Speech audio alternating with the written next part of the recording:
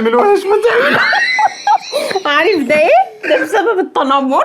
نجحت على فكره، بس انا مش قادر اوريها لكم. ليه بقى؟ قولوا لي مش قادر اوريها لكم ليه؟ بس انا اشوفها عشان الحسد. اجدد كيكه ممكن تعملوها، هشه ولذيذه ومفيش حد هيختلف عليها، وطعمها طبعا تحفه. وفي غلطه حصلت مننا فكملوا الفيديو عشان تعرفوا ايه هي وازاي نبعد عنها. يلا نوريكم الطريقه. السلام عليكم حبايبنا في الله. معانا كميه من العنب، حوالي كوبايتين كده في حله، عليها عصره ليمونه كامله كده، ادوا عصره كامل. مزازه مع الحلاوه كده بتبقى ايه ده انت الحلاوه حلو. ماشي حلو انت. عليه حوالي نص كوبايه سكر او اقل كمان، يعني حوالي معلقتين كبار كده. هنحطه على النار على طول من غير ميه، هو ينزل ميه ما تقلقوش. مربى عنب يعني. اول ما تقلت المربى هننزل بنص معلقه نشا متدوبه في شويه ميه صغيره. خلصنا العنب وركناه على جنب كده عشان يبرد. معانا 3 بيضات. برضو بقول لك يا ماما، تعرفي تعملي كده؟ لا كده انا حددت وضع كده. تعرفي تعملي كده؟ كيس فانيليا، نص كوبايه سكر. ايه ده؟ تعرفي تقلبي انت بصي، شفتي بوحه لما كان يدل. نص كوبايه زيت. شايفين بتاخد الحاجات التافهه اللي يا دوب تعرف تمسكها كده. اقول حسبي لهم الله اسمك. ونعم الوكيل. استني بس اصل انا مسمي ماما اسمي كده يا جماعه يعني. يا جماعه مسميني كابوريا. عشان قليل الادب مش اكتر. عشان بتقعد تمسك الحاجات كده. معلش يا جماعة. تنمر في اسوأ صوره. ليه يا ماما؟ ده مش تنمر، ما انت عمال تتنمر عليا اهو. بفرفشك. طيب ماشي. يعني انت دلوقتي لو اكلت قدامك جمبري هتزعلي؟ ماشي يا مؤمن اضرب. احنا هنعمل لها سلطه الكابوريا النهارده. ده حتى انت. ايه ده؟ انا عايز اكل سوشي. والله انتوا عيال زباله. يا جماعه معلش، هي مريضه يعني، هنتريق على حد مريض؟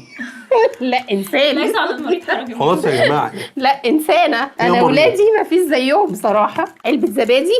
بعد ما قلبنا كل المكونات السائله هنحط كوبايتين دقيق. وانا هحطهم عشان ماما ايديها وجعاني.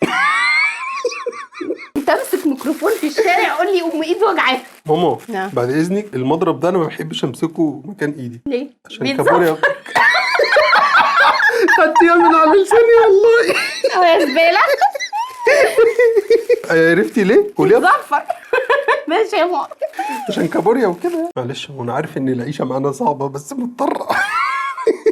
هننزل بمعلقه بيكنج باودر. معانا صينيه دهنها كويس اي ماده دهنيه. وننزل بنص كميه الكيك. ناخد بقى ايه بقى؟ شويه العنب في بتوعنا. كل حته. ناخد ايه؟ ملاعق كده اهو، كده اهو، هننزل بقى بالطبقه الثانيه من باقي الكيك. بالراحه كده. احنا مش عايزينه يطلع براه، خليه من جوه كده. خد كل اللي احسن من الكيك، حرام. ومش حرام انك تتريق على امك. لا ليه؟ بفرفشها، بخليها تضحك بدل ما تكتئب.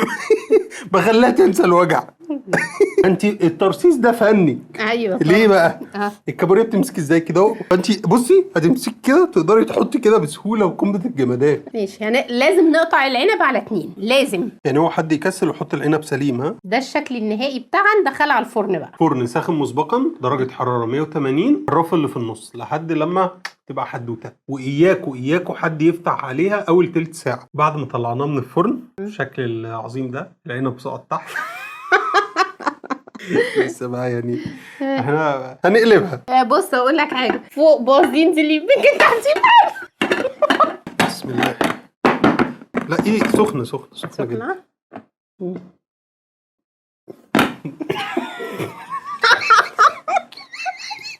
ما تعملوهاش. عارف ده ايه؟ ده بسبب التنمر. عشان انت هنا مش سالك. للناس اللي دايما بيقولوا لنا انتوا كل وصفاتكم بتنجح. نجحت على فكره، بس انا مش قادر اوريها لكم. ليه بقى؟ قولوا لي مش قادر اوريها لكم ليه؟ بس انا اشوفها. عشان الحسد. بسم الله. الله. هو احنا لازم هندوق طبعا. انا متوقع هيبقى طعمها حلو والله. اصل هي ما باظتش على فكره. بصي هي هشه هي يعني، طبعا ما الكيكه فيهاش اي تمام. مشكله. هي المشكله الغلطه ان احنا حطينا المربى في النص. كان المفروض نحطها من فوق. فهي نزلت تحت ولزقت الصينيه. فانتوا بس كل الموضوع نحطوا المربى من فوق، فهتنزل للنص مش هتنزل لتحت. بعد ما تستوي بالكامل خرجوها وحطوا المربى، غطوها بالمربى في وقت التقديم. والله جامده جدا يعني. انا دقتها جامده جدا. وبصي هشه قد ايه، جميله جدا. مم. هو مش طبعا مش عيب بتحبي الكيكه. لا، هي مشكله العنب. هي مشكله التكنيك اللي احنا نفذنا مم. بيه. احنا كان الصح نحط العجينه كامله في الصينيه مره واحده. أيوة. مش نقسمها على 2. ونفرغ اماكن في الكيكه زي دوائر صغيره كده، نحط فيها كل واحده منها معلقه عنب يعني على الوش، كانكم مربة بتحطوها على العنب. الوش، كانكم بتزينوا الكيكه بعد ما خرجت من الفرن. عليك نور، وندخلها الفرن وهتخرج مش هتسقط. حتى لو سقطت لنص الكيكه هي مش هتسقط للاخر. بالظبط. وده اثباتا لايه؟ ان العنب اللي احنا حطيناه على الوش اللي هو اللي كنا مقطعينه سليم هو سقط لنص الكيكه بالظبط، نزل للنص. فده معناه ان احنا لو حطيناها فوق كانت هتنزل للنص وهتظبط. والمربى نفسها اللي احنا عملناها تحفة. للكيكه هي سقطت للتحت. ايوه، ما هي سقطت لتحت عشان كان تحتها طبقه صغيره فهي اتقل منها. وعلى فكره طعم العنب انا ما كنتش متوقع ان هو يبقى جامد لا كده هو معايا. لذيذ ولذيذ جدا جدا جدا. عامل زي الكريز شويه. عامل زي الكريز شويه. انا مدي طعم قريب للكريز شويه. جربوها هتعجبكم جدا. كلنا بنجرب وكلنا بنفشل وبننجح، واحنا حبينا نوريكم التجربه كامله احنا قدامكم. عاده لما حاجه بتبوظ كده مش بننزلها، بنقول لا لازم نجرب مره واثنين وثلاثه عشان نديكوا حاجه مظبوطه بالملي. بس يعني قلنا نديكوا النصيحه. جربوها مش تندموا، بس اعملوا التكنيك اللي اتفقنا عليه. ودمتم سالمين. والى اللقاء.